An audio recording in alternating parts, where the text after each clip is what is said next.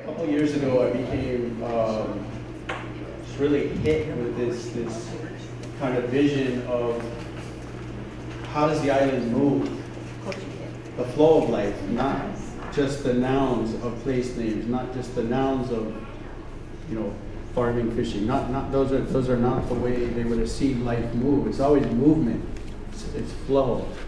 And what I realized was a couple of things, but the two main ones is I needed to make a map that showed the original flow of the island through streams, coastlines, and also show how the pieces of the place names connect to the larger picture and how it all actually draws back to Kukani local. So through that process, another component of it was the physical, just like Kamuela mentioned. You got to go in the land first to bring that energy into any kind of technical space. So part of this too was a huaka'i around the island, and I became friends with Manu's nephew, not cousin, Kapono Souza, and he had walked around the island about 7 times, and Kapono, I know I got to do this thing too, and we just kind of plotted how it would work. So I spent about 7 days alone walking the coastline around the island. I had the map, visualized already, kind of had that in place, but I know I needed to see everything, and not by driving either. I needed to be in that space because it helps you breaks your ego down, breaks the mind down, so you can really start to digest.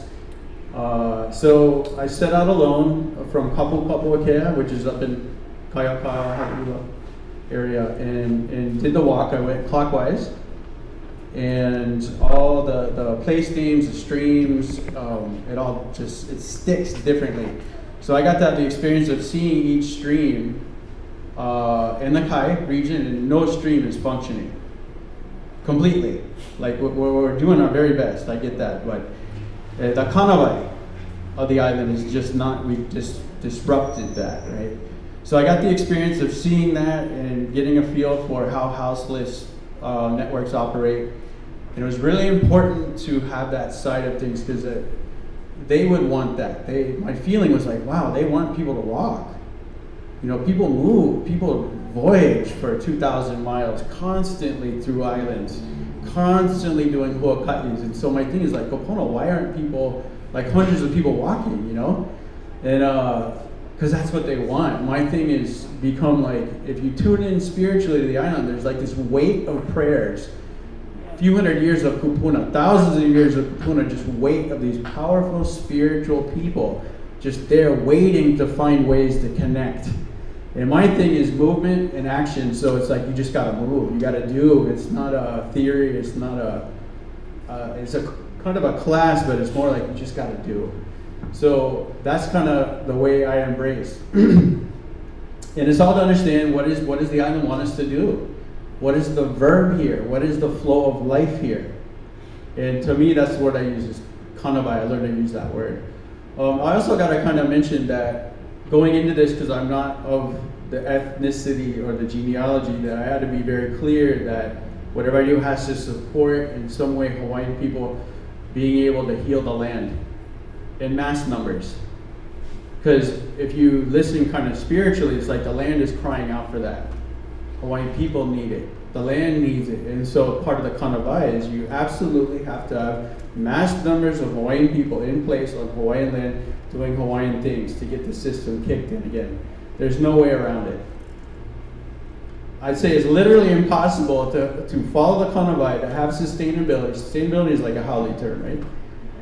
Think about it. Resources, that's haole thinking. Sources of life, the flow of life, that's more in line with how they felt, right? So going through these steps, meeting people like Manu and Tomlinchenko and other people along the way, I need to be in check because I'm not coming from the culture. So constantly, like, Manu got to keep me in mind. Tom got to clarify everything I'm doing just to have it be done in a good way. Super important. So I didn't go through an organization to print the map at all. I just did it. 1,200 hours, all the state registered maps, and I was careful what I put too, because you hear other names and I'm like, nah. I don't want to disrespect that family because maybe they don't want it to be known because it's not documented. Heiau, I didn't put Heiau there on the map. Actually, one, but it's not exactly a heiau, and that's Kukani local. It's a function of the island. It's a little different than that. And Ulupo, but Ulupo served a different function as I've come to know. So it's like just doing a map like that, the learning process, the stories you hear that are like, oh my gosh, you know, just to point our attention. Do you see how the word Mo Ili Ili is broken down? You see that? Look back there by the far corner over there. Can you see that? How that one word, Mo Ili Ili, expands into these multi-layered concepts. And you come to learn that every place did that. The concept of each place was big. It wasn't just like Waikiki is spouting water. It was not like that. Started coming across things from Pilahi Paki, and she broke down even Waikiki into what it came down to is the way water moved and the way water created the atmosphere of time in that place. Okay? So, the playfulness of the water in Waikiki, the bubbling, the spouting playfulness, that movement of life there created an atmosphere where people could come together to share that kind of experience. So she actually broke down Waikiki as Wa Iki Ki. Right? And so all these place names, it comes down to movement of water, a lot of times, and the understanding of how time works in that particular location. So Wa Hia Wa, in the middle of the island. Her broken down meaning was time revolving eternally. Kaukawanoa stream flowing around Kukani local. Right. Okay. I always got to check in with, see how my pace is going and everything. But in a second, we should maybe go outside and check out. No. Okay. Afterwards. Okay.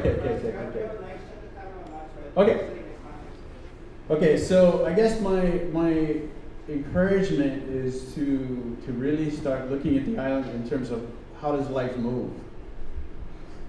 And it always comes down to this kind of healing process of how do we do this? How does the island need to be organized to perpetuate life indefinitely? So that's basically what this is about. Okay, mahalo.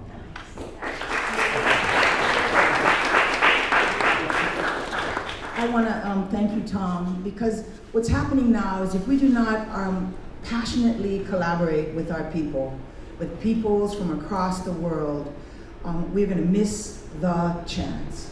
So mahalo nui for the absolute enlightened work that you do, because it is. You help us all heal through excellence. That's the awa mukuli and I feel about you. Mahalo nui.